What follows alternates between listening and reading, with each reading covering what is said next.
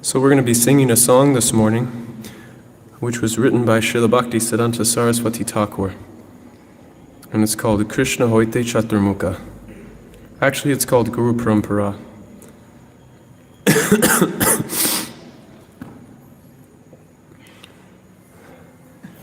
And the song was written by Srila Bhaktisiddhanta Saraswati Thakur to stress the importance of the Shiksha, Guru Parampara, the Bhagavat Parampara. So we'll speak a little bit about that today's class. But now we'll offer our sincere, heartfelt longings to the previous acharyas so that they may bless us and empower us in our service to Sri Chaitanya Mahaprabhu. In the song, beginning with Srila Madhva Acharya, or rather beginning with Lord Brahma and Narada Muni, the entire Brahma Madhva Gaudiya Sampradaya is articulated clearly. And when we simply recite the names of these great souls, we remember their pastimes, it purifies our heart, and it makes us more aware of our natural position of being a servant.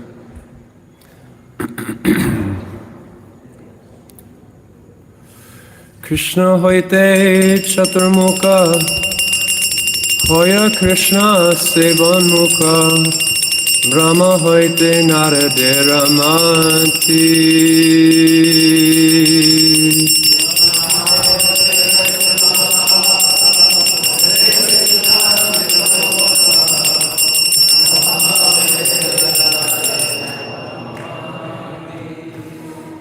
Krishna hoite chaturmukha, hoya Krishna sevamukha, Brahma hoite narade ramanti.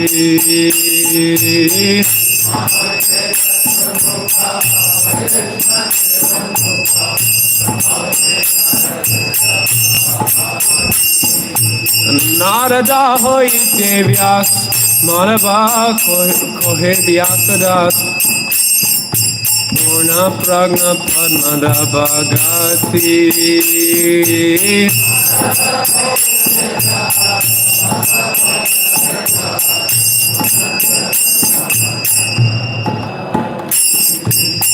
Nirahari maravyase, ashokye paramahamse, shishabhogi angikara kore.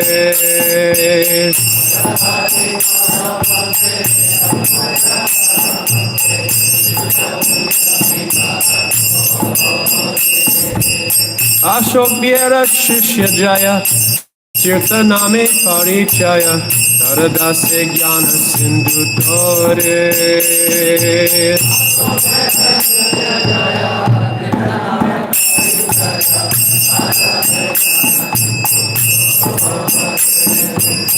Saha hoite Dayanidhi, Taradasa Vidyanidhi, Rajendra hoilota haite.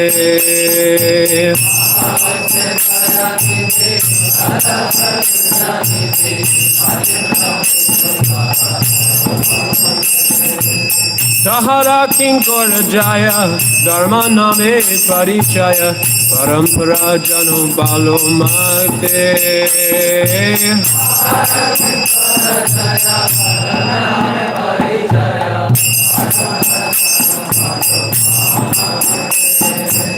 Jaya Dharma Vyase Gyati, Shri Purusottama Jati, Saha hoite Brahmayam Tirtha Shuri.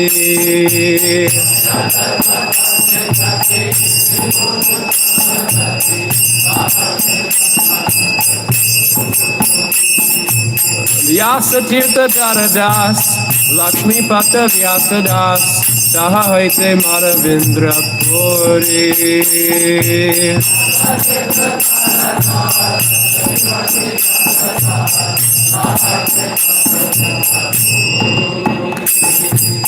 Maravindra Purivar, Shishabara Shri Ishvar Nityananda Shri Advaita Vibhu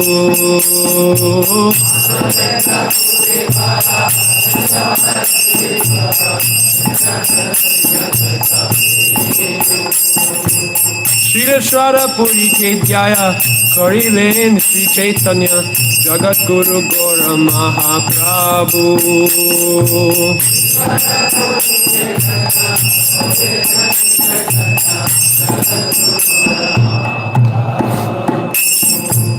Mahaprabhu Sri Chaitanya Radha Krishna Nahi Anya Rupa Nuga Jane Rajivan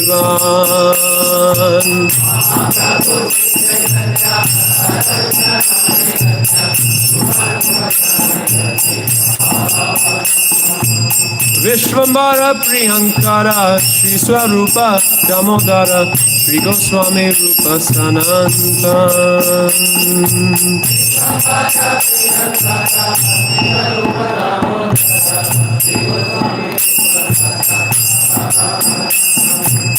Rupa Priya Mahajana Jiva Raghunatha Hana Tara Priya Kavi Krishna Das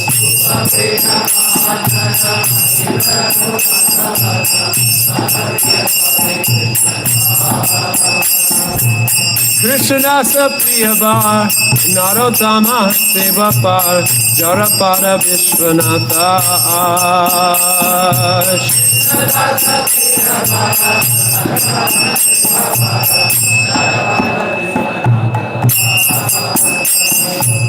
Vishwanatha Bhakta Staha Baladeva Jagannatha Tara Priya Shri Bhakta Divinor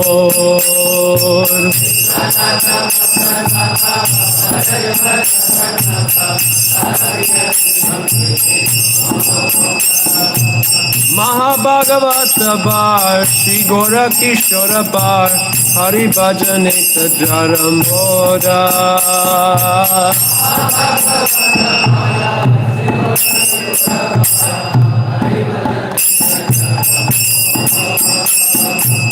Ihara Paramahamsa Gorangera Nijabamsa Sandira Charane Mama Gati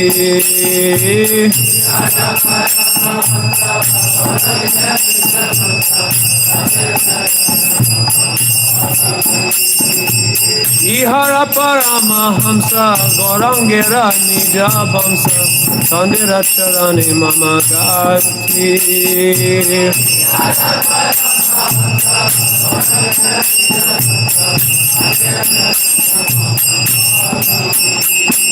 Ihara Paramahamsa Gorangera Nijabamsa Sandira Charane Mama Gati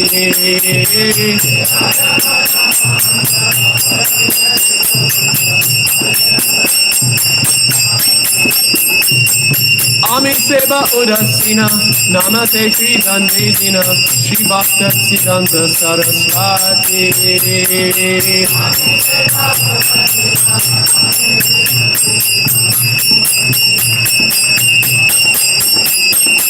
Ihara Paramahamsa Gorangera Nijabamsa Sandira Charane Mama Gati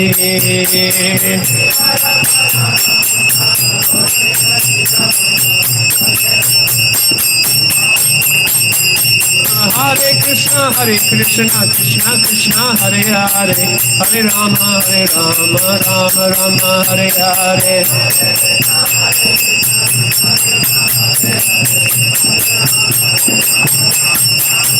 Hare Krishna, Krishna Krishna, Hare Hare, Hare Rama, Rama Rama, Hare Hare.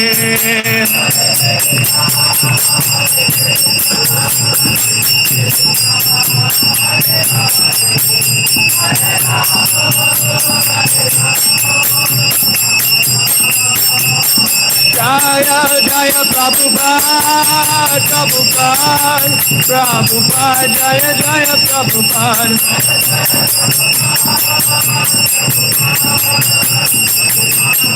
Oh, Jaya Jaya Prabhupada. Prabhupada, Prabhupada, Jaya Jaya Prabhupada.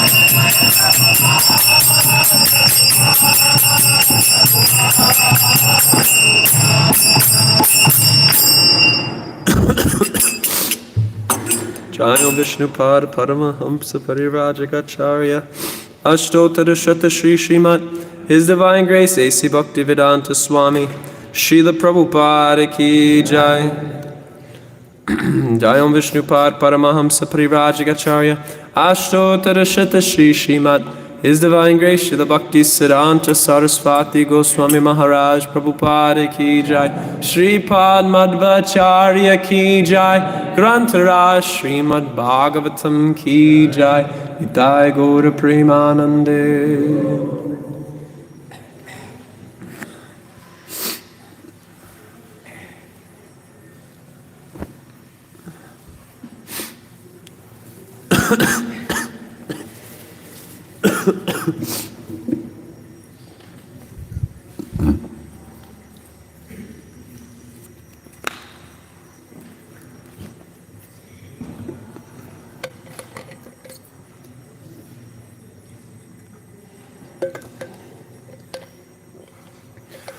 Om Namo Bhagavate Vasudevaya.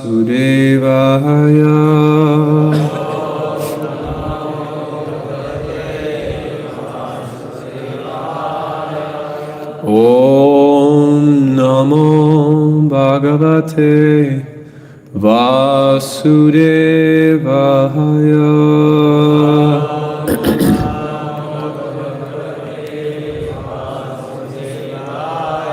Om Namo Bhagavate Vasudevaya.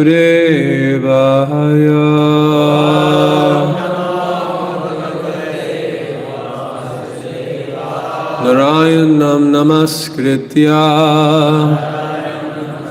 Naran Shaivan Narotamam Devim Saraswatim Vyasam Tato Jayam Udirayet Nasupraya Shurabhadreshu Nityam Bhagavata Sevaya Bhagavati Uttama Shloke Bhaktir Bhavati Naishtaki Anartho Pasanam Sakshat Bhakti Yogam Zadhoksaje Lokasya Janato Vidvams Chakri Satbhava Samhitam Yasyam Vai Shriyamanayam Krishne Paramapurushe Bhakti Upadyate Pumsam Sokamoha Vayapaha Yaswanubhavamakila Shrutisharamekam Madhyatmandipam Shatam Tamonindam Samsarinam Karunayaha Purana Guyam Tam Vyasasunam Upayami Gurum Muninam. Today we are reading from the Srimad Bhagavatam, 3rd Canto, Chapter 29, Text number 17. Chapter is entitled Explanation of Devotional Service. Mahatam Bahumanena Dinanamanukapaya Maitra Chaivatmatulyeshu Yamenani Yamena Cha Mahatam Bahumanena Dinanamanukampaya Maitrai Chaivatmatuleshu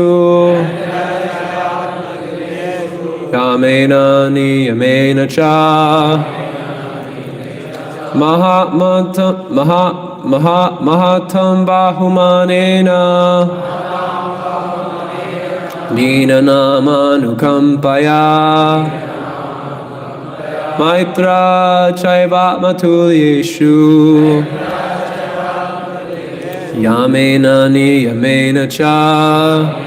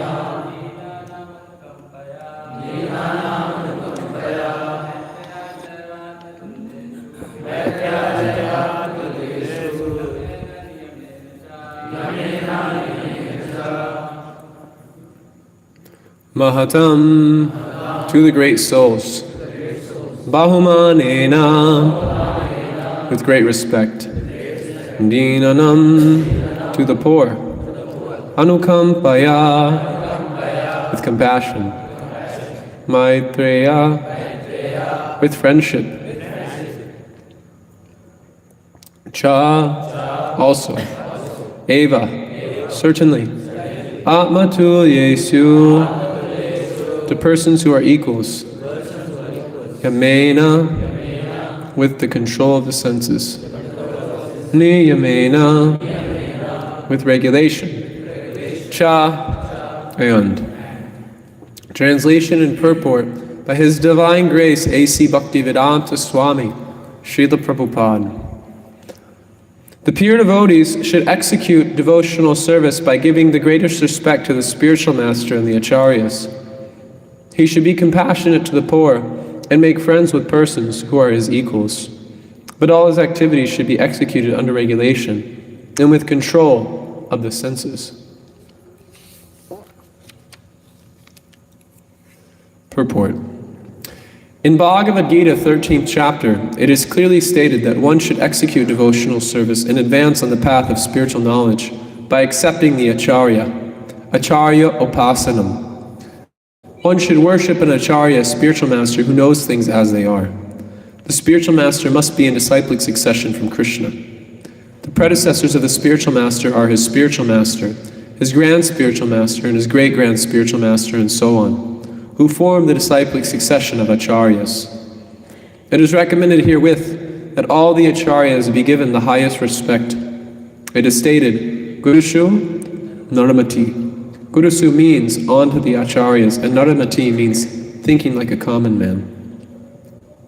To think of the Vaishnavas, the devotees, as belonging to a particular caste or community, to think of the acharyas as ordinary men, or to think the deity in the temple as being made of stone, wood, or metal is condemned. Niyamena, one should offer the greatest respect to the acharyas according to the standard regulations. A devotee should also be compassionate to the poor. This does not refer to those who are poverty-stricken materially. According to devotional vision, a man is poor if he is not in Krishna consciousness. A man may be very rich materially, but if he is not Krishna conscious, he is considered poor. On the other hand, many acharyas, such as Rupa Goswami and Sanatan Goswami, used to live beneath trees every night. Superficially, it appeared that they were poverty-stricken, but from their writings we can understand that in spiritual life they were the richest personalities. A devotee shows compassion to those poor souls who are wanting in spiritual knowledge by enlightening them in order to elevate them to Krishna consciousness. This is one of the duties of a devotee. He should also make friendships with persons who are on equal level with himself or who have the same understanding that he does. For a devotee, there's no point in making friendships with ordinary persons. He should make friendships with other devotees so that by discussing among themselves, they may elevate one another on the path of spiritual understanding. This is called Ishtagoshti. So Prabhupada is saying that an Ishtagoshti means to discuss devotional topics amongst ourselves. In Bhagavad Gita, there is reference to Bodhyanta Parasparam, discussing among themselves. Certainly, pure devotees utilize their valuable time in chanting and discussing various activities of Lord Krishna or Lord Chaitanya amongst themselves. There are innumerable books such as the Puranas, Mahabharata, Bhagavatam, Bhagavad Gita, and Upanishads, which contain countless subjects for discussion among two devotees or more. Friendships should be cemented between persons with mutual interest and understanding. Such persons are said to be swajati, of the same caste. The devotee should avoid a person whose character is not fixed in the standard understanding, even though he may be a Vaishnava or a devotee of Krishna. If his character is not correctly representative, then he should be avoided. One should steadily control the senses and the mind and strictly follow the rules and regulations, and he should make friendships with persons of the same standard.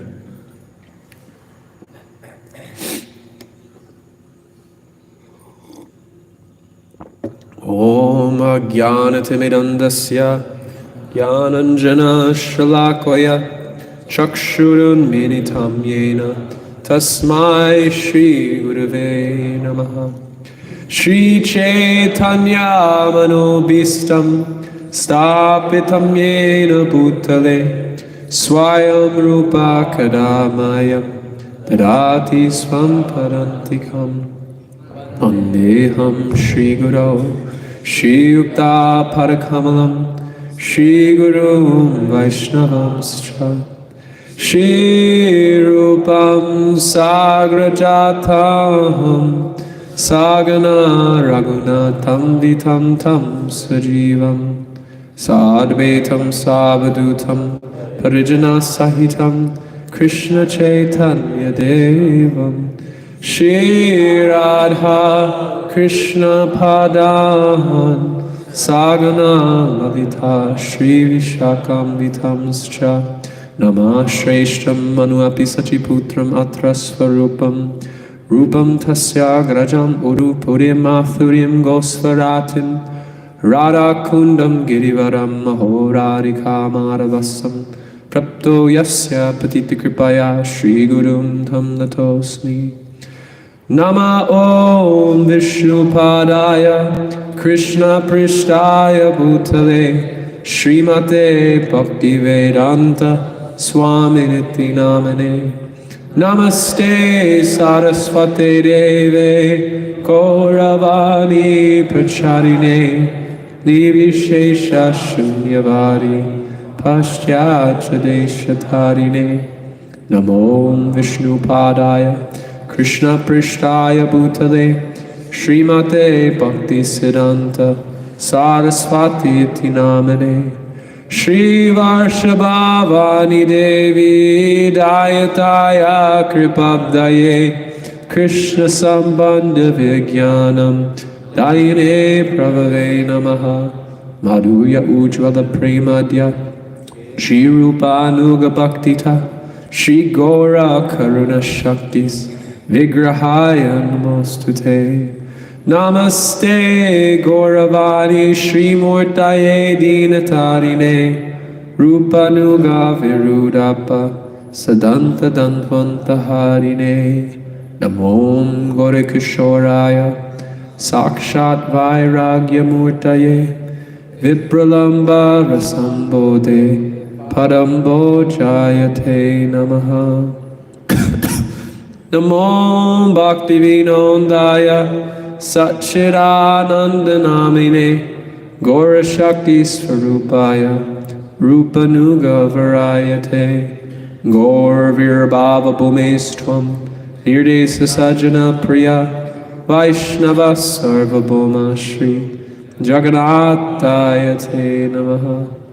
Namo Mahavaranyaya Krishna Prema Pradayate Krishnaya Krishna Chaitanya Namane Gauratvise Namaha. Hey Krishna Karuna Sindhu Dinabandho Jagatpate Gopeshwa Gopika Kanta Radhakanta Namostate Tapta Kanchana Gaurangi Radhe Vrindavaneshwari Rishabhanusade Devi Pranamami Hari Priye.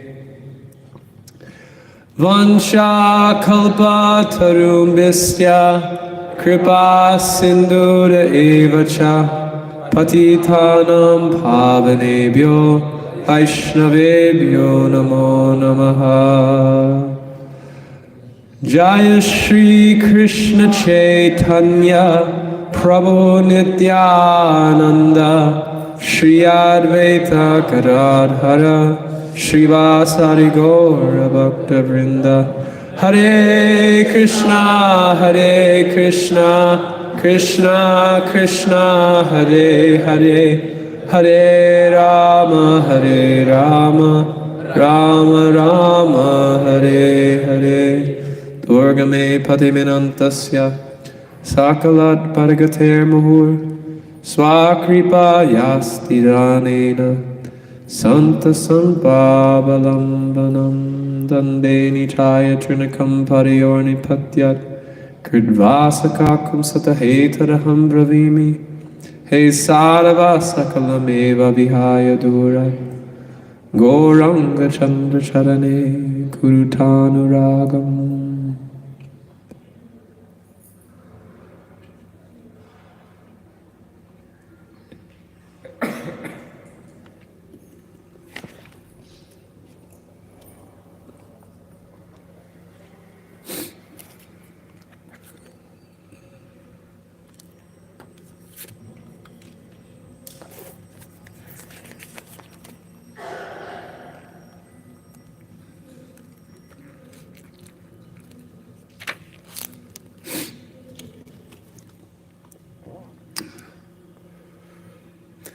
In the Bhagavad Gita, Krishna explains Mahatmanas tu mam partha daivim prakritim ashrita. That there are souls who come into this world, and when they come into this world, they are not affected by the Maya potency of the Lord. There's three categories of energy. Vishnu Shakti Paraprokta Setra Jnana Tatat Param Avidya Karma Samyamya Tritir Shaktir Ishishyate. There is the internal potency of the Lord, which is maintaining and manifesting variegated pastimes of love and bliss and eternality in the land of Goloka Vrindavan and Vaikuntha. And there are souls who exist in that particular realm who are eternally related with that realm and never become affected by turning away from that realm. Then there is a marginal potency, which Srila Prabhupada explained is like the shore of the ocean, which sometimes becomes covered and sometimes becomes uncovered. And the Acharyas often quote the following verse, Krishna Buliye Se Jeev, Anahir Bahir Mukh, Ataeva Mayatare, Samsara Dukh. That the cause of the living entity detaching themselves from their relationship with Krishna, severing that relationship with Krishna is due to a desire to want to forget Krishna. Krishna Buliye Se Jeev. The cause of all of our despondency in the world, the cause of all of our sufferings in this world, is due to this forgetfulness of Krishna. And when that living entity is cast into the external energy of Krishna, it's met with various types of suffering. Adibodhika klesha, in which the living entity is suffering due to the cause of other living entities, wars, family, friends, society, and the choral and the social discourse which arises due to these relationships inevitably causes suffering. Adhyatmika klesha, the sufferings of our own body, our own mind. We fall sick, and that sickness, it completely disturbs our mind where we're not able to do anything properly. And finally, Adi Daivika klesha, in which the natural forces of the material energy, such as famine, such as hurricanes, such as COVID, they cast innumerable sufferings upon the living entities. And for those who are going through the cycle of repeated birth and death, not only are they suffering from these threefold miseries, but simultaneously they're dealing with the challenges of birth, death, old age, and disease. Janma mrityu jarabadi dukkha doshanu darshanam. That the real cause of suffering in this world is not a lack of wealth, it's not a lack of material health facilities, it's not the environmental crisis, it's not a lack of food. These are problems, but the great sages, the great acharyas have explained that the real sufferings of life is birth, death, old age, and disease. And if one comes to the human form of life, labvasa durlabha idam bahu janma bhante, manusyam arthadam anityam api hadira. That attainment of the human form of life is a great benediction by which one can achieve wealth, a great wealth. And that wealth is the opportunity to come in contact with the process of spiritual realization.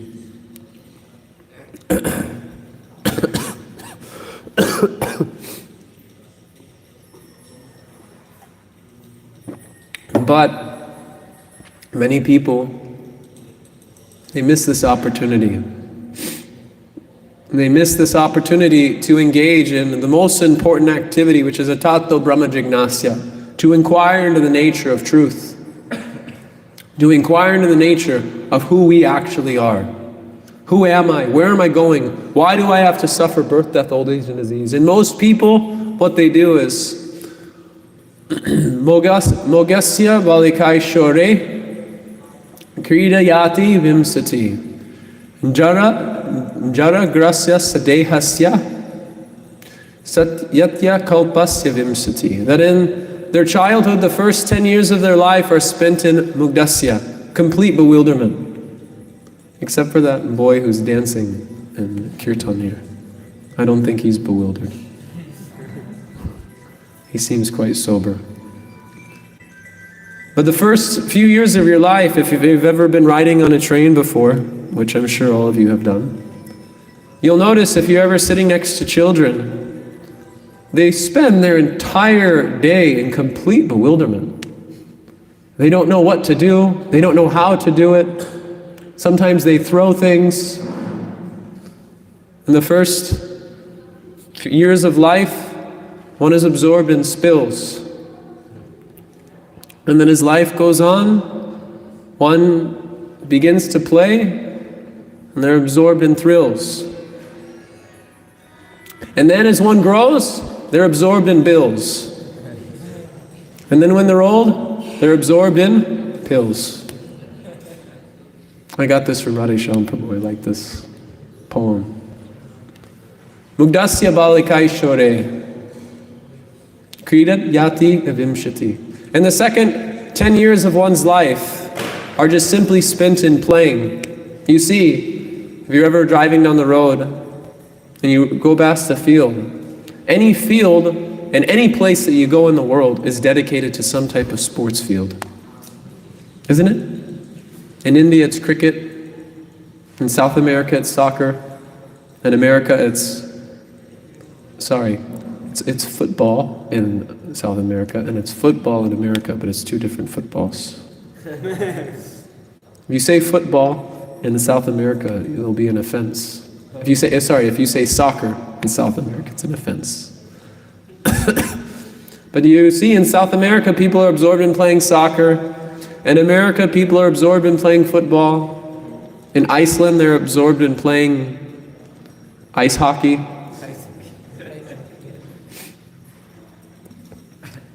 And in India, people are absorbed in playing cricket, which to me doesn't make any sense at all. I don't even know how the game works. Mugdasya balikai shore krida yati davimshati. So most people, they spend their whole life, their first 20 years of life, is simply absorbed in bewilderment and playing. And then as one goes on, Parabhavasyavada bhota jato yavanna jignasyata atmatatvam tavat kriyastava idam manovai karmatmakam yena sharira bandha. They become absorbed in the dharma of their mind. They become absorbed in the pushings and pullings of their various sense gravitatory activities. They become bewildered by their spouse. They become bewildered by their children. They become bewildered by paying bills. They become bewildered by their boss. They become bewildered by position. And in this way, another 20 years of their life is spent, wasted, due to the ignorance of one's spiritual position. Karmatmakam yena sharira bandha. And those activities which one engages in, it colors the consciousness in a particular way. Karmatmakam yena sharira bandha. And that activity carries one to the next life. Shariram yadavatnoti yachchapi ukrama ishvaraha. Grihet vaitani samyanti vayor gandan ivashaya. That whatever consciousness one has at the time of death, the fragrance of their activities, the fragrance of their consciousness is carried to another life in Shotram Chakshu Sprashanam Cha Rasanam Griham Evacha Adittasya Manastayam Visayam Upasevate. And people are so foolish that they say, I will take to spiritual life when I'm old. Thinking that in their old age, they'll be able to engage in a spiritual practice. But the Bhagavatam says, Jara grehasya dehasya yatya akalpasya vimshati. That being bewildered by sickness, being bewildered by the uncomforts of old age, akalpasya. One loses any determination to do anything at all. And people are so foolish, they think they'll be able to simply go to Vrindavan and chant 64 rounds in their old age. Good luck. Most people in this world are living under such an illusion. And if one becomes fortunate to seek a spiritual path, to actually begin to make progress, they'll find, at least I found, that first I tried finding a spiritual path when I was in the university. And I remember one of my professors, I didn't know what the truth was, but I wanted to know how to help people. What is the ultimate goal of life? My father once asked me before I went to the university, he said, so what do you want to do? I said, I don't know, but I know I want to be happy. And he said, okay. So I went to the university. I didn't go there for the purpose of getting a job, developing position. I wanted to utilize the facility of a university, utilize the time of a university for the purpose of pursuing knowledge. Whether that meant material knowledge or whether it meant spiritual knowledge, I simply wanted to find a spiritual path. I simply wanted to find what is the ultimate truth of life. And initially when you get to college, all of your friends tell you the ultimate truth of life is to simply party and hang out with your friends. But sooner or later you realize that there's no happiness there. I remember going to a party when I was in college, and it was just a bunch of people standing in a room, not talking to each other, listening to really loud music. And I realized this is not how we're supposed to spend our time. So I got a degree, I had professors, I had teachers, I had role models. I was inspired by musicians, I was inspired by political revolutionaries. And my teachers, I remember I had one conversation with my teacher and I told him, I just want to know what the truth is. And he told me there is no truth. And then I remember going to the concert of one of my favorite musicians, who I thought had a genuine message, who I thought had an uplifting and spiritual message, only to find out that he's addicted to chasing after the opposite sex.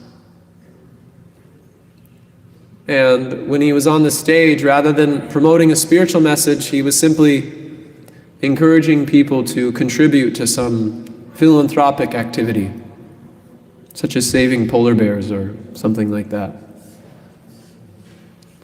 And I was very uninspired. So most people in this world, even if they come to a spiritual path, they seek spiritual knowledge, they become bewildered by the different representatives, so-called representatives of truth and knowledge in this world. Because the age of Kali Yuga is such as that those who are unqualified appear to be qualified.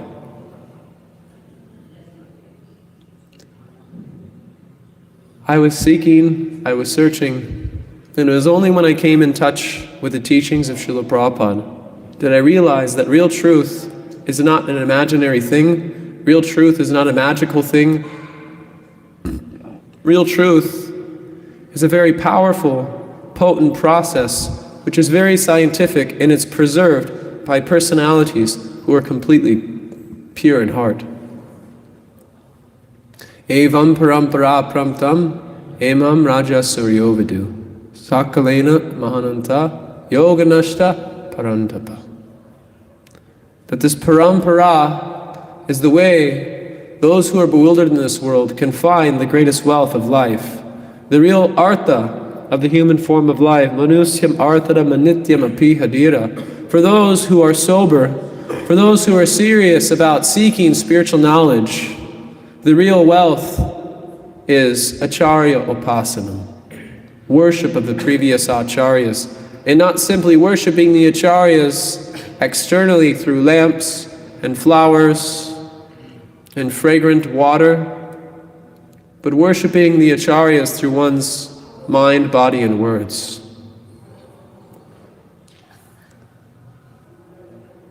So today we seek to glorify Shripad Madhva Acharya, who in one sense is the root of our disciplic succession, who is the one who Sri Chaitanya Mahaprabhu personally chose amongst the 4 Vaishnava Sampradayas, Rudra, Kumara, Shri, and Brahma.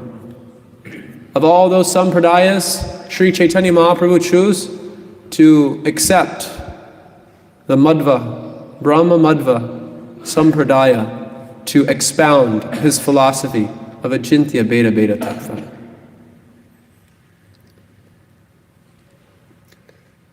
Shripad Madhva Acharya was born in a small town about 30 miles south of Udupi named Pajakasetra. And he was the father of a very pious Brahmana named Madhya Geha Bhatt and Vedavati.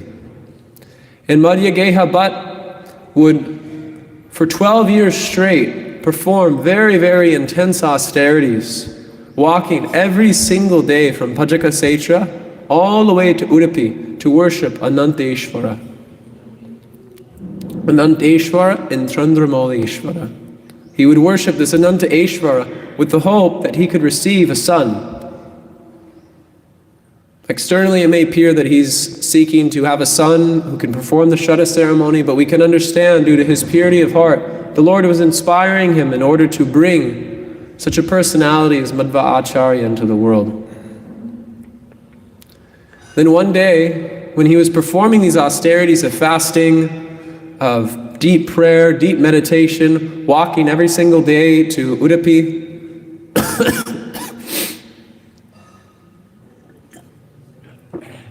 the pujari of the Ananteshwara temple came out and announced, soon an incarnation of Vayu will be born, and he will be a very great devotee. And Madhyageha Bhatt could understand that this personality would become his son. So in the year 1238, Vedabhati gave birth to a boy named Vasudeva. And this Vasudeva would later on become Madhva Acharya. From a very early age, it was clear that this boy was not an ordinary personality. When he was just a toddler, no more than 3 years old, he was out playing, as children like to do, and this great snake demon named Mati came and attacked him. And he was such a ferocious demon, such a gigantic snake, and Madhva Acharya, or Vasudeva, was able to defeat this demon simply with the tip of his big toe.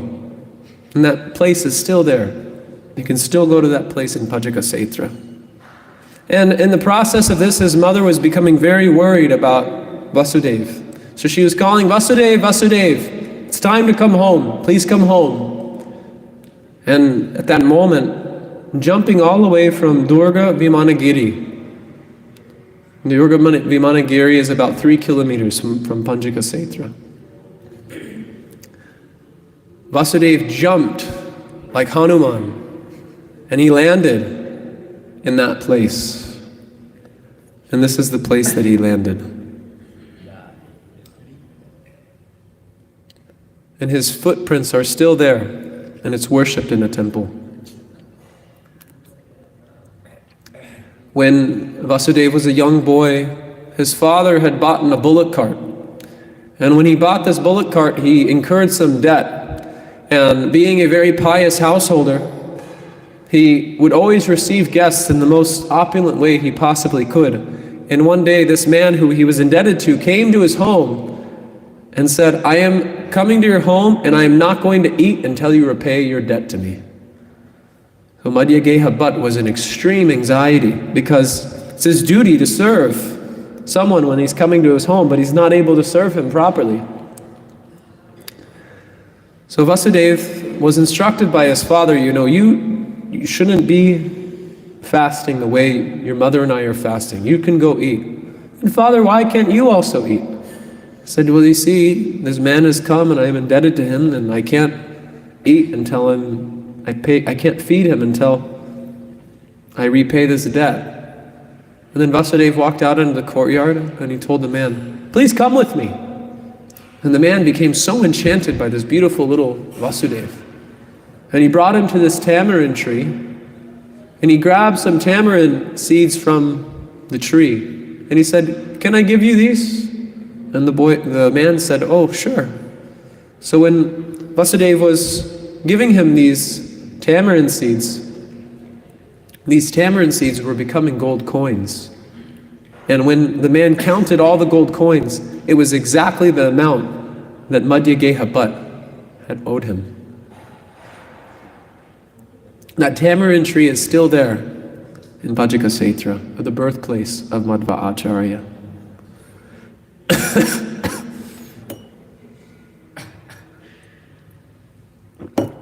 As Vasudeva grew, he was put into school by his father, and he was such an erudite, powerful scholar, even at a young age, that he would correct his teachers in pronunciation of Sanskrit. He would finish pastimes in the Puranas, and when his teachers would ask, how did you learn all of these things?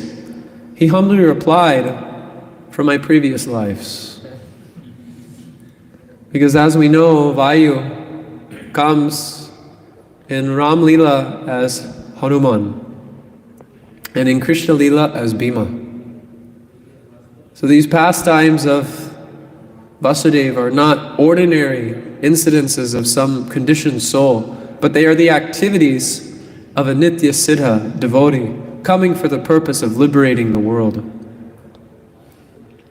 As Vasudeva finished his studies, he could see the impending inevitability of his father wanting to get him married and find a nice Brahmana girl which he could be settled with. And Vasudeva had no interest in living a regulated household life. His only interest was to preach the message of pure bhakti in the world and travel extensively, giving everyone the opportunity to hear this message. Because the real happiness of life was not to simply have a family and live a very comfortable, cushy life in Pajakasetra. But the real happiness of life is to go out and give others the opportunity to become Krishna conscious. So he had no interest in becoming encumbered by the limitations of the Grihastha ashram, no matter how pious it may be.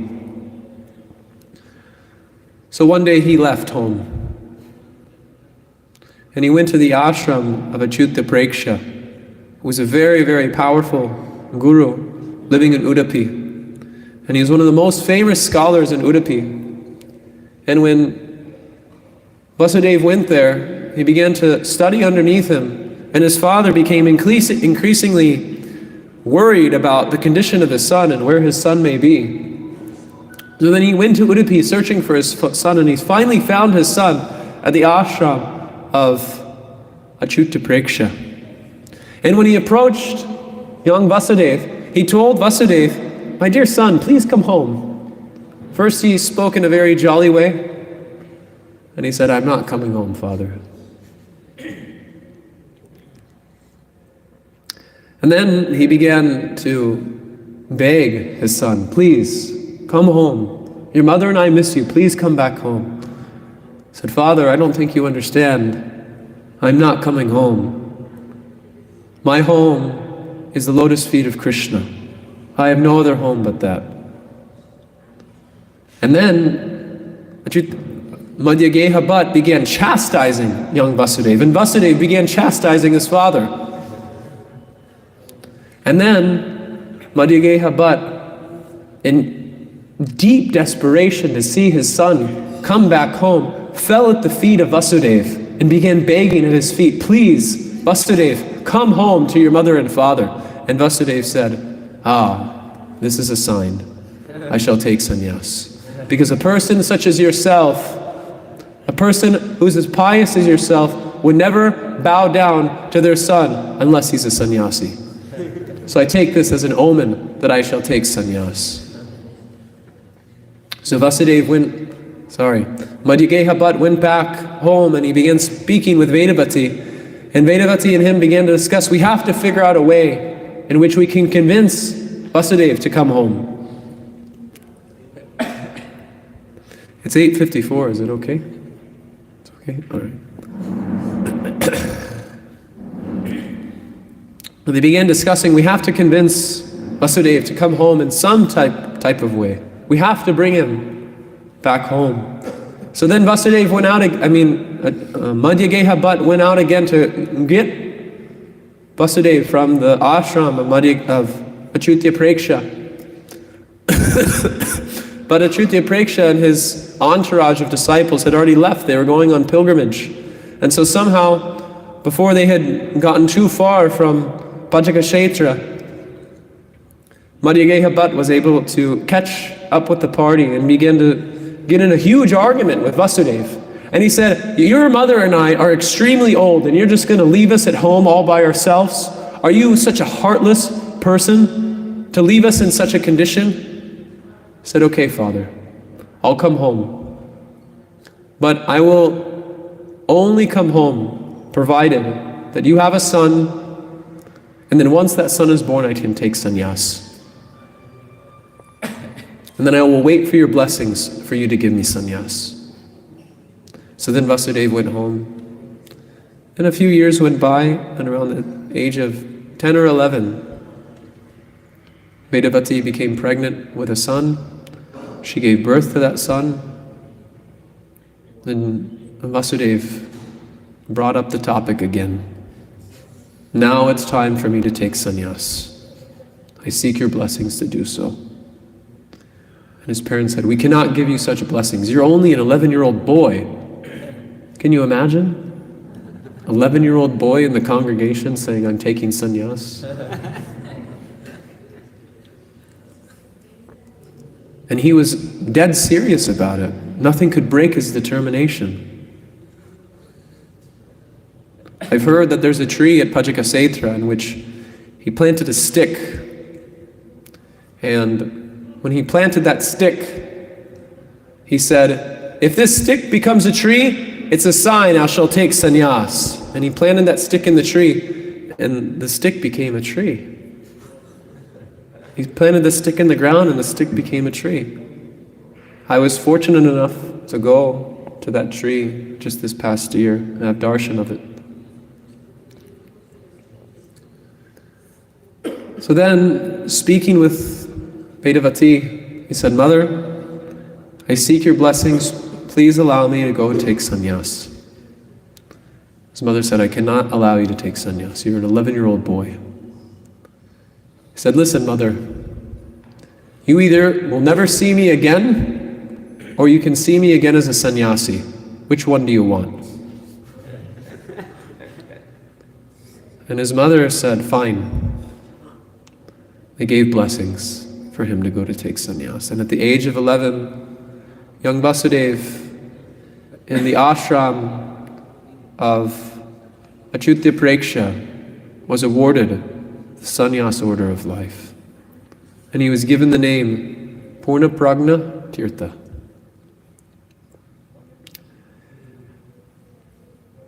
At that sannyas ceremony, everyone was so attracted to this little boy, such a beautiful young boy, effulgent like the sun, standing there with his sannyas danda and his uttariya, ready to conquer the world in all directions with the conclusive truths of the Vedanta. And immediately after taking sannyas, he began to preach it vigorously against the Advaitavad philosophy. Now you can imagine that the standard of philosophical discourse in South India at that time, the only thing which you were allowed to discuss was Advaita Vedanta. And here comes an 11-year-old boy who's speaking out completely against it. And people would come, Buddhist scholars would come. 2 Buddhist scholars came all the way to Udupi to debate with this Purna Prajna Tirtha. And when they began debating with Purna Prajna Tirtha, they were able to bypass the situation. And then they said, okay, tomorrow we'll finish our debate and we'll defeat you. And then that night, they ran away. He was such a powerful scholar. So then, Achyuta Preksha, seeing the potency of his student, gave him the charge of his own ashrama and offered him the name Ananda Tirtha.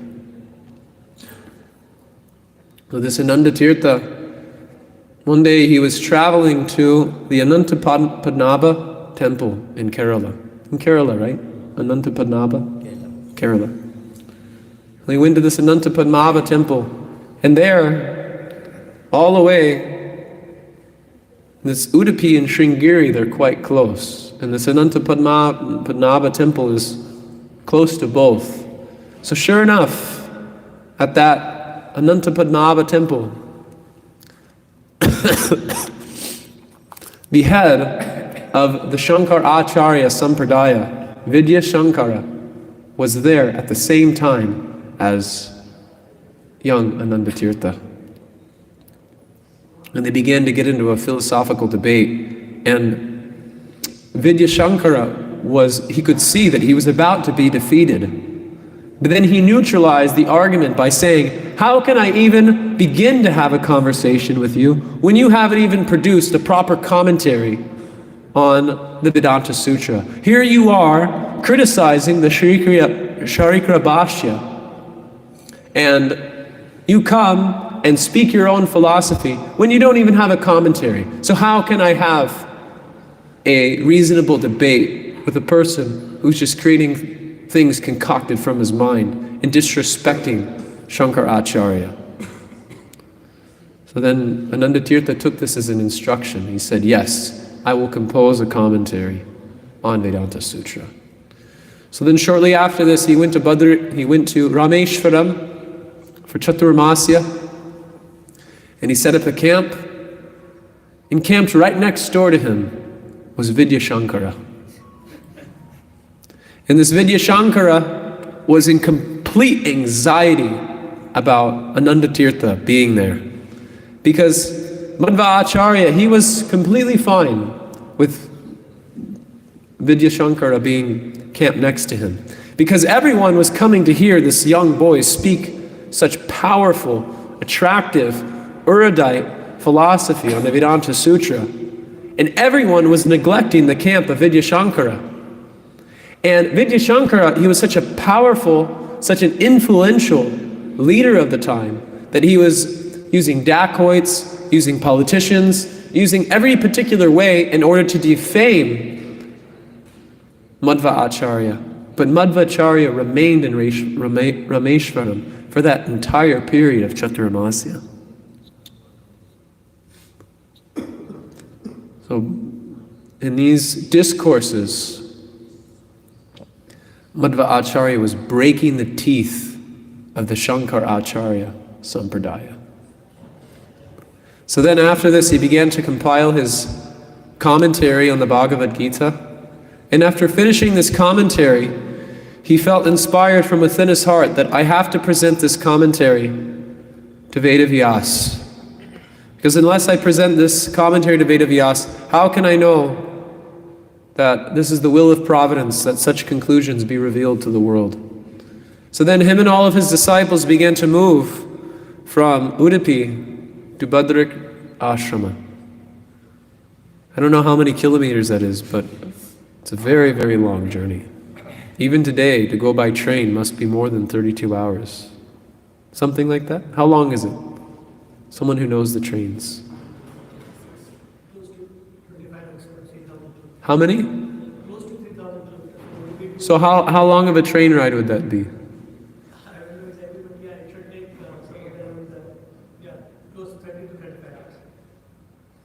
Such a long train journey, and you can imagine walking all the way there. Snakes, scorpions, hot weather, so many unforeseen obstacles, material inconvenience. But still, he was so determined that I must go to Badriknarayan Ashram.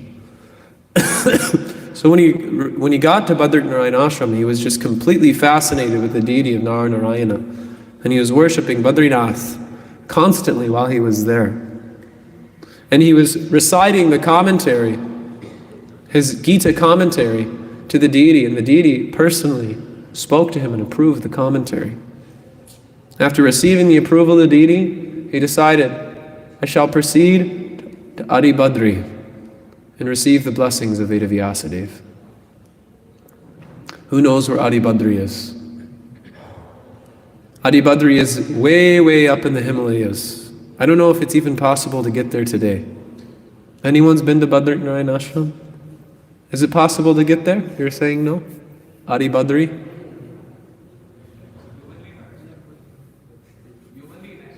Huh? Humanly impossible. Inaccessible. So it's not possible to get there. Even today it's not possible. So Adi Badri, he was going to go to the ashrama of Vedavyasa.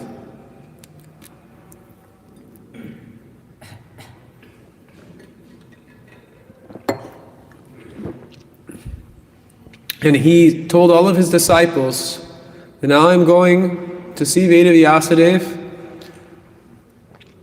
I may not live. So he gave his will.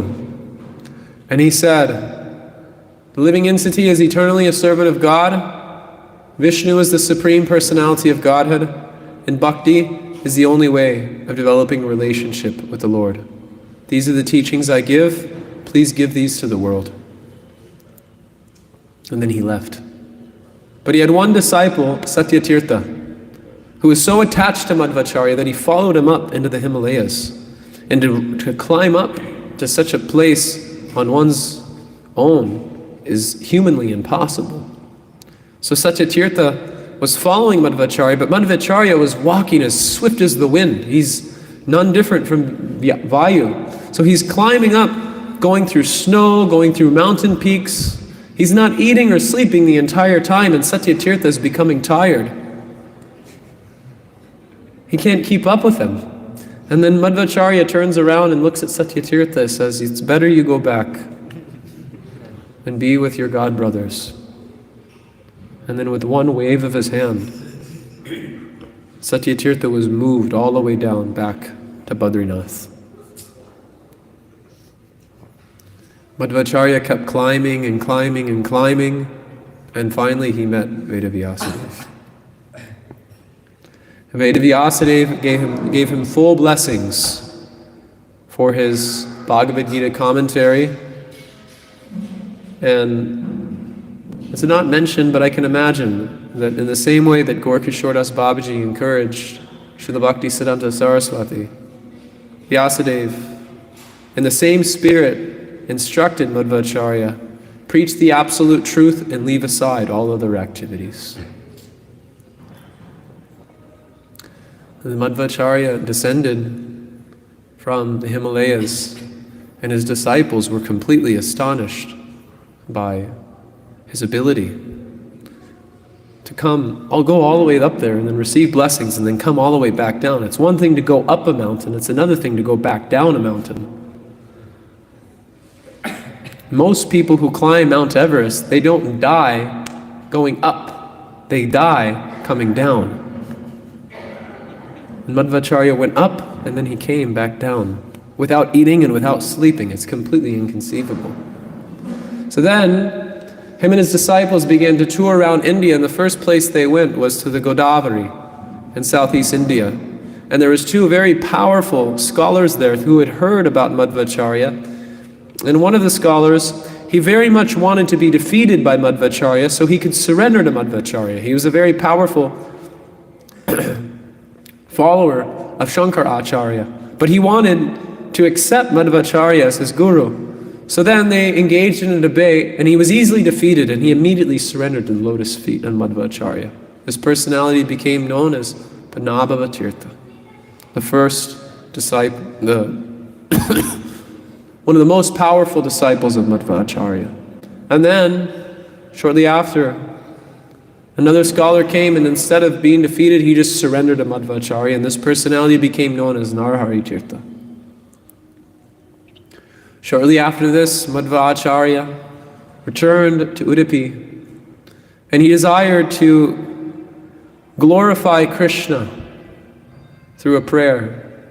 And in the morning, he had this intuition that Krishna would give him inspiration to glorify him in a particular way.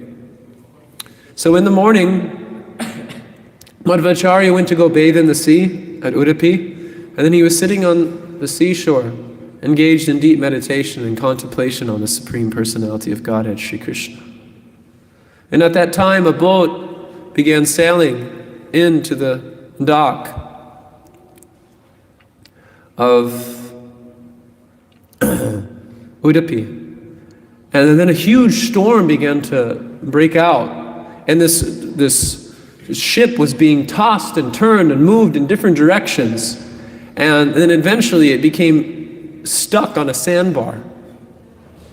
And so all of this wealth and everything which this merchant had was going to be made completely useless due to being stranded at sea. And Madhvacharya, seeing such a circumstance, took his chadar and waved it. And he saved the ship from being stranded at sea. The merchant could understand that Madhvacharya had saved his life and saved his product, and he said, "My dear sir, I want to give you some wealth. Please accept it." He said, "Where are you coming from?" He said, "I'm coming from Dwarka." He said, "I'll be completely honest with you. I'm a sannyasi. I have no need for all of this wealth. But if you have some gopi chandan, I'll be happy to take that gopi chandan because I can use it as tilak." So then they brought out this large block of Gopi Chandan, and the merchant said, I've only brought this Gopi Chandan to balance out the weight of the boat. With all the other valuables that I have on the boat, I've just brought it to balance out the boat. To me, it's completely useless. Are you sure you don't want anything else? He said, I'm satisfied with this. And at that moment, when he received this Gopi Chandan, the Gopi Chandan cracked, and there appeared the beautiful deity of Udupi Krishna. This deity is not an ordinary deity. It was worshipped by Srimati Rukmini Devi. And one time in Dwarka, Krishna was speaking with Mother Devaki, and Mother Devaki was saying, you're my son, but when you were a child, you were in Vrindavan, and I wasn't able to experience any type of exchange with you as a child. So can you please reveal those pastimes to me? And Krishna displayed those pastimes before the eyes of Devaki. And Rukmini happened to be there. And she became so attracted by this beautiful form of Gopal Krishna. And seeing this beautiful form of Gopal Krishna, Rukmini afterwards requested Krishna, that form was so enchanting, is there any way I can worship it? So Krishna manifested this deity of Udupi Krishna. After this deity of Udupi Krishna was revealed from this Gopi Chandan, Madhvacharya instructed his disciples to lift the deity and bring it into the temple. And 30 men tried lifting the deity. It's not a very big deity, maybe as tall as that mridanga. And the 30 men couldn't lift it. Then Madhvacharya personally came and lifted it himself and carried it into Udupi. Madhvacharya was so influential at that time that he could have built a huge temple similar to Rameshwaram, similar to Srirangam, but he said, let's keep a simple temple with a high standard of worship. So he made a particular schedule for when the deity would be worshipped. He assigned particular paraphernalia for what would be used to worship the deity. And then he assigned 8 of his disciples, and he gave them sannyas and established 8 particular mutts in order to oversee the worship. And every 2 years, those mutts would exchange the service from one mutt to the next. This is known as pradhyaya. It just happened this year, actually. And that standard of worship is still going on today. If you go to Udupi and see this beautiful deity of Udupi Krishna, you can see it's completely enchanting to the mind and the heart. Such a high standard of purity, such a high standard of worship and devotion for Krishna and his form of Sri Murti. There's many pastimes which took place in the life of Madhvacharya after this, but at the age of 79, Madhvacharya, when he was discoursing on the Atreya Upanishad, he had been giving indications previous to this that soon I will leave to go be with my Guru Vedavyas.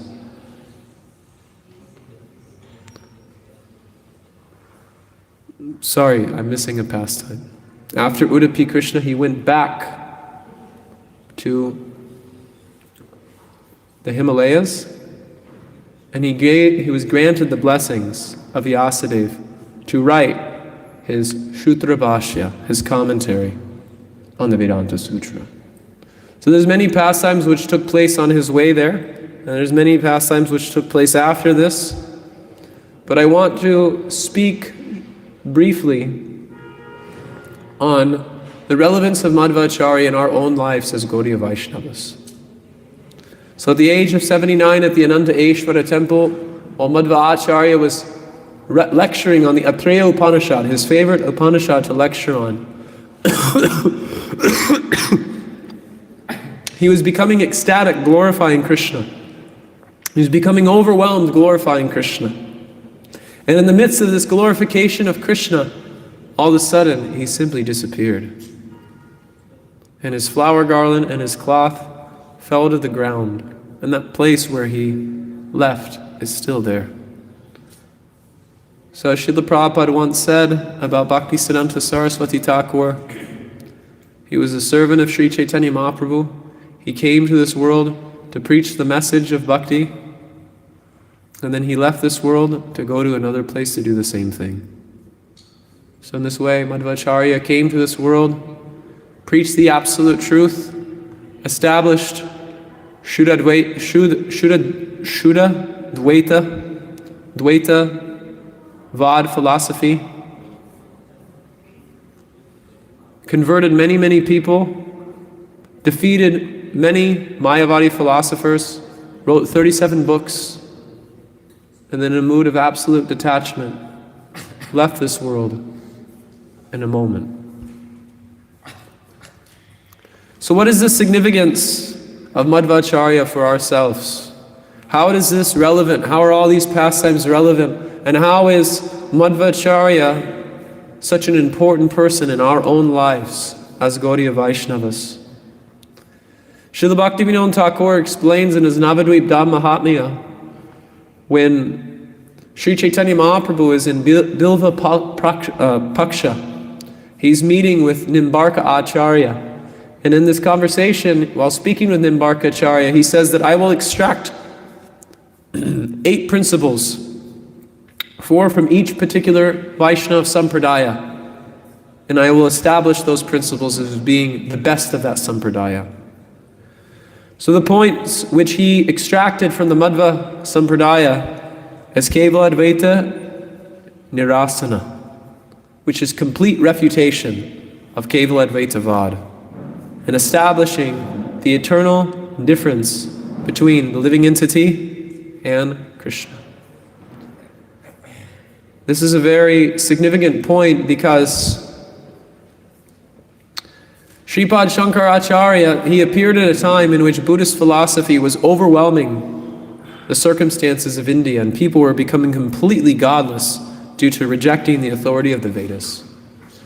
And Shankaracharya, in order to re-establish the authenticity of the Vedas, established his philosophy at Advaita Vad on the basis of the Vedas, specifically the Vedanta Sutra. But in his commentary in the Vedanta Sutra, it is explained by Srila Bhaktisiddhanta Saraswati that rather than giving a direct commentation, he gave an indirect commentation in which, rather than referencing the Nirkosha and the Nirukti, the Amarakosha and the Nirukti dictionaries of Sanskrit in order to establish philosophical theses, he created his own meanings and created his own interpretations, and this path is known as Gonavritti. And this Gonavritti is so bewildering and so confusing. This is why Srila Prabhupada often refers to Mayavadis as word jugglers, because they move things around and they change the meanings of words without any reference to the dictionaries which are being provided. So when Krishna says, Mama Ishvam Sojiva Loke Jiva Bhuta Sanatana, they'll warp and transform the meaning of that, which is very clearly saying that the living entities are an amsa of Krishna, and they'll morph it in order to fit their Vedic aphorism of Tattvamasi, that you are that. That actually Krishna is saying that you are one with him, and you simply need to realize it. And when Krishna comes, he appears in his pastimes, but actually Krishna himself, Krishna's pastimes, Krishna's form, and Krishna's devotees, it is all simply Maya. So they interpret the Vedas, they interpret the Vedanta Sutra in this particular way, and thus mislead people away from the path of bhakti. But Srila Madhva Acharya, he establishes the conclusion that the living entity is eternally a part and parcel of Krishna, and he gives what is known as the Mukhya Vritti, commentation on the Vedas. And he establishes clearly what the Vedas are saying without mixing up words and juggling the meaning of the words in order to present a clear and concise presentation. And rather than spitting in the face of Veda Vyas, which many Mayavadis do, saying, Aham Vedmi Sako Veti Vyasa Veti Naveti Va, saying that Vyasadeva doesn't really know what he's talking about, so therefore we have to give our own interpretation to his conclusions. Rather than being Vyasadas, In the words of Srila Bhaktisiddhanta Saraswati,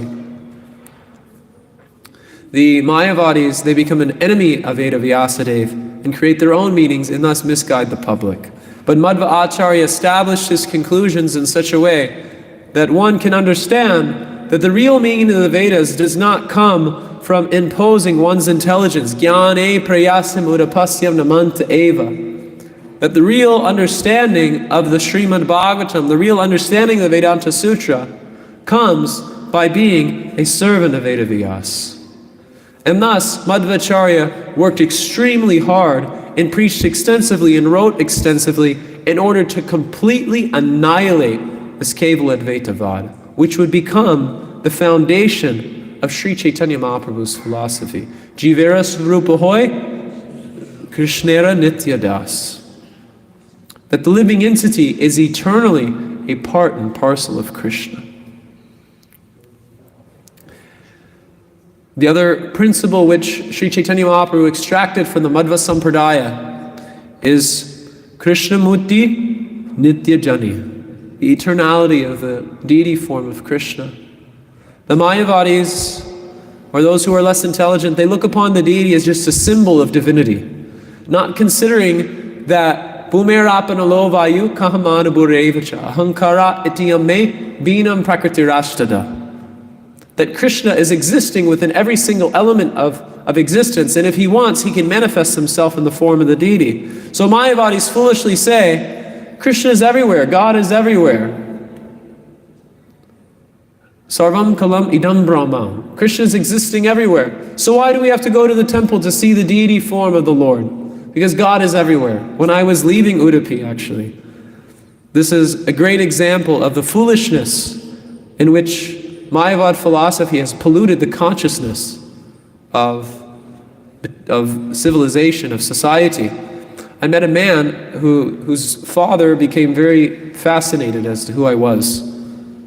A white person wearing saffron robes is a very curious sight for many Indians. So I was sitting in the train station waiting for my train, and this man, his father kind of adopted me. He wanted to make sure I got on the train properly, and that I was comfortable. He's very concerned about my well-being. So then I started speaking with the man who was kind of there was the grandfather, and then there is the son. And the son had children, had a wife. So I started speaking with the man. And I said, so what were you doing in Udupi? And he said, oh, we went for a sea beach trip. I said, oh, okay, some type of vacation. And he said, where are you coming from? He said, I'm coming from Bangalore. I said, all right, did you get to go see Udupi Krishna? He said, oh, no, not this time. I said, why not? And he said, well, God is everywhere. So Krishna is existing in the deity, and you go to his place in Udupi, and you don't even go and see him. Such a foolish understanding it is. So the Mayavadis think in this way, but the devotees show that if Krishna is everywhere, then he's simultaneously existing in the elements of earth, marble, wood, metal, and if he's presented in his original divine form, then he can make himself fully present, provided one reciprocates with him in that particular way. So Sri Chaitanya Mahaprabhu, one of his instructions to the 6 Goswamis of Vrindavan was to establish the deities of the Lord. And this principle of establishing deity worship in Vrindavan was specifically extracted from the example and life of Madhva Acharya. Simultaneously, our philosophical indebtedness is extremely deep when it comes to Madhva Acharya. Jiva Goswami credits Madhva Acharya for within his Tattva Sandarbha, and you'll see within the Sandarbhas of Jiva Goswami, his commentaries are highly reliant on the teachings of Madhva Acharya. He frequently quotes Madhva Acharya, and Jiva Goswami simultaneously explains that Madhva Acharya was the first one to present the seed of the Achintya Beta Beta Tattva. This actually appears in the writings of Madhva Acharya within his Bhagavat Tat Parya. And so Jiva Goswami says that Madhvacharya quotes this within his particular writings of the Bhagavad Tatparya, and he quotes this from another Shastra which was no longer existent when Jiva Goswami was putting together his Tattva Sandarbhas. But he accepts it to be true on the basis of Madhvacharya having it within his commentary on this particular book. So the whole seed, the whole conception of inconceivable oneness and difference, it had its root in Madhva Acharya. And in order to function for a particular way, he heavily emphasized the Dvaita philosophy, but within his own writings, he was pointing in the direction of Achintya Bheda Bheda Tattva, which would set the foundation for Sri Chaitanya Mahaprabhu to expound and expand on the teachings of Achintya Bheda Bheda Tattva. And then when the Goswamis were sent to Vrindavan, they wrote extensively on it, and specifically, Srila Jiva Goswami elaborated extensively on the philosophy of Achintya Bheda Bheda Tattva on the basis of the Srimad Bhagavatam through his Sandarbhas. And he established the philosophy very strongly and very powerfully on the basis of the teachings of Madhva Acharya. So the teachings of Srila Prabhupada, the teachings of Bhaktisiddhanta Saraswati, the teachings of Bhakti Vinod, they're all based Rupanuga Virudapa Siddhanta Dantvattaharine. Namo Bhakti Vinodaya Satchidananda Namine Gaura Shakti Swarupaya Rupa Nuga Varayate. We are all followers of Srila Rupa Goswami Pad. And the entire philosophy which was presented by Srila Rupa Goswami, the entire philosophy which was presented by the 6 Goswamis of Vrindavan, the references in which they authenticated their teachings, they authenticated the Brahma Madhva Gaudiya Sampradaya, comes from the writings of Srila Madhva Acharya. And then this philosophy of the Brahma Madhva Gaudiya Sampradaya was challenged during the time of Srila Vishwanath Chakravarti Thakur in relationship to the Radha Govinda Mandir in Jaipur. There was an upheaval amongst the Ramanandis who were overseeing the worship of Radha Govinda, saying that these Gaudiyas, they're worshipping Radha Govinda, but they're not coming from any authorized sampradaya. And they're claiming to come from the Madhva Sampradaya, but their activities and their philosophy is extremely different. Because as we know from the Chaitanya Charitamrita, the Madhvas at one point had become diverted from the original teachings, and their understanding of the sadhya and sadhana had become drastically different from what Srila Madhva Acharya was teaching. So in order to distinguish themselves from the Madhvas, a new sampradaya was established as the Brahma Madhva Gaudiya Sampradaya.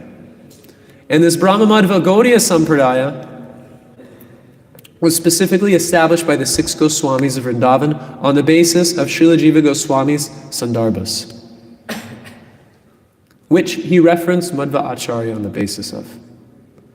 So all of our Acharyas pledged great allegiance to Madhva Acharya, but externally it appeared that the activities of the Gaudiyas and the philosophy of the Gaudiyas was completely culturally and philosophically different from that of the Madhvas. So if the Gaudiyas were actually a bona fide sampradaya, they would need to establish their own writings, they would need to establish their own commentary on the Vedanta Sutra, and simultaneously, they would need to, if they're not willing to provide that commentary, they would need to give up their practices and adopt the practices of the Madhvas.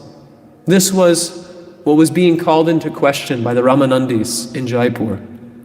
So the king at that time of Jaipur was completely disturbed because he had some attachment for the teachings of the Goswamis, and he had some attachment for the Gaudiya style of worship.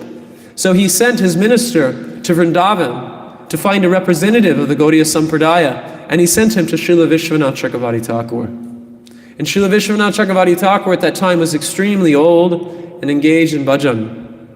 So on his behalf he sent Srila Baladev Vijayabhushan. Srila Baladev Vijayabhushan was sent to Jaipur, and in Jaipur he was requested, you need to defend your sampradaya by writing a commentary on the Vedanta Sutra. If you don't, you're an unauthorized sampradaya, and therefore you have no place in worshipping Shri Shri Radha Govinda. And a lot was at stake. because one of the main things which was being called into question was the position of Srimati Radharani, who is the worshipful deity of the Gaudiyas.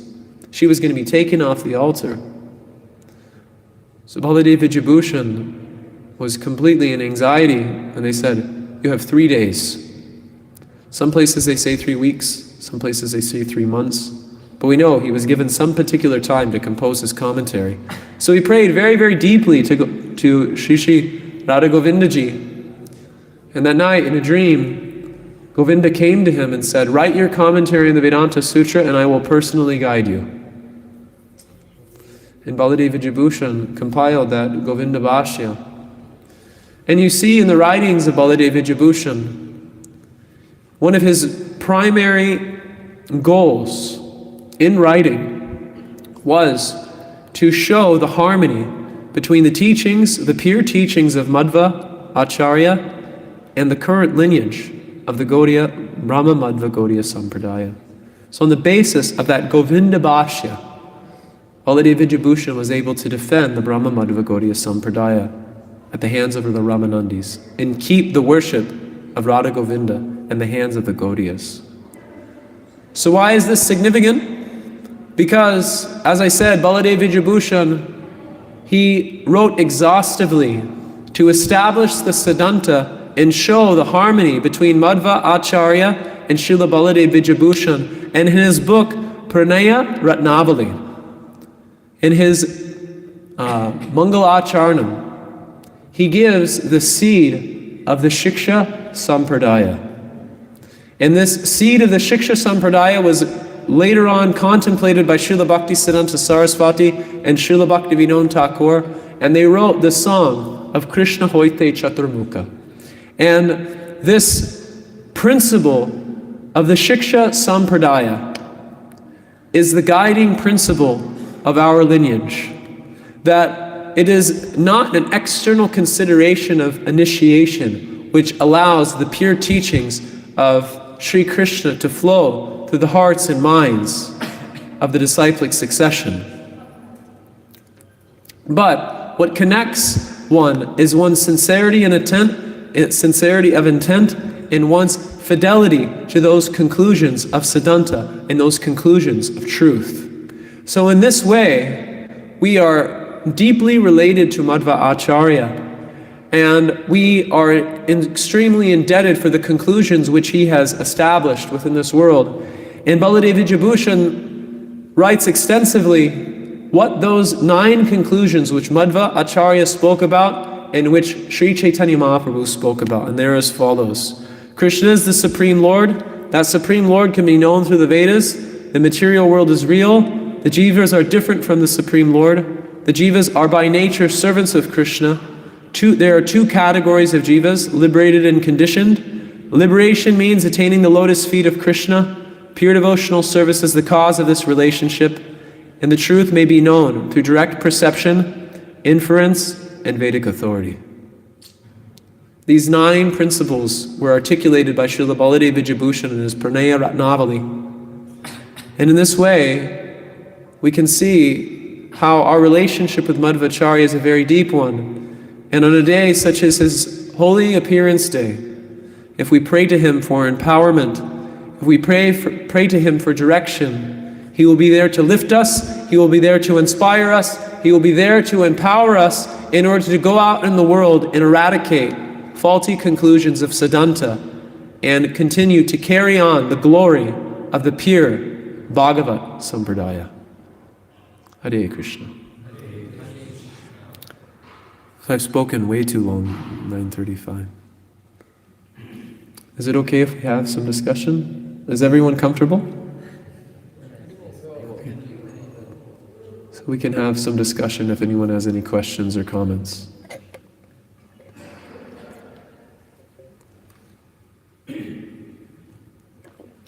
Yes, Prabhu.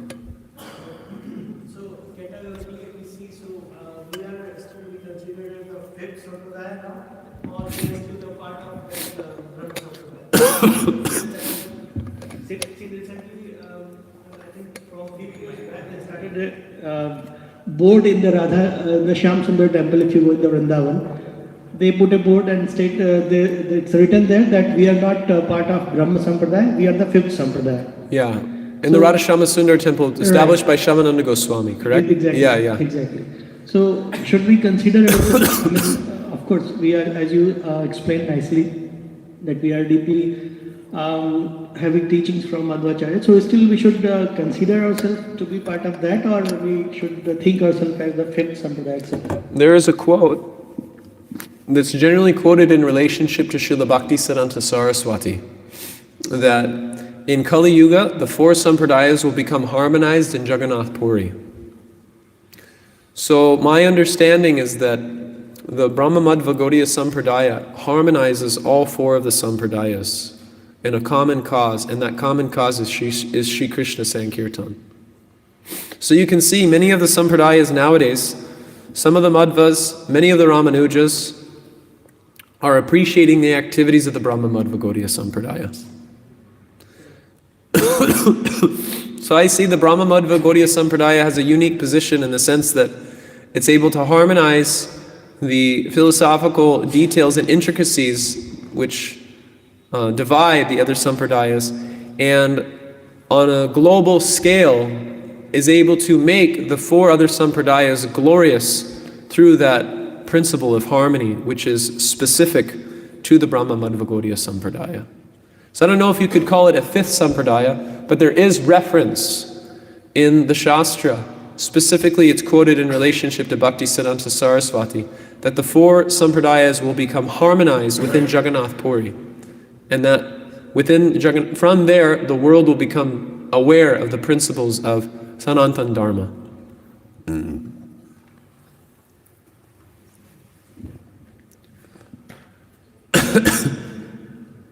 Any questions? No? Comfortable? Okay. I think everyone would like to have prasadam now. So before I go, pray Marinam Prabhu, if you can come up.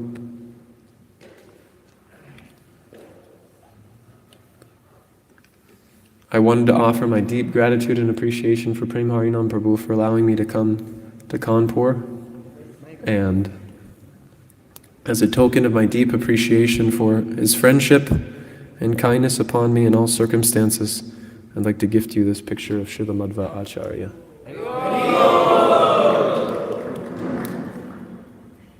Hare Krishna.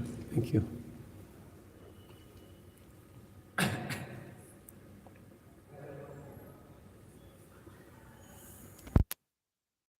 Hare Krishna. Thank you, Devavrata Prabhu, for a wonderful gift, and also a gift of Krishna Katha, which you just made just now, about Madhvacharya.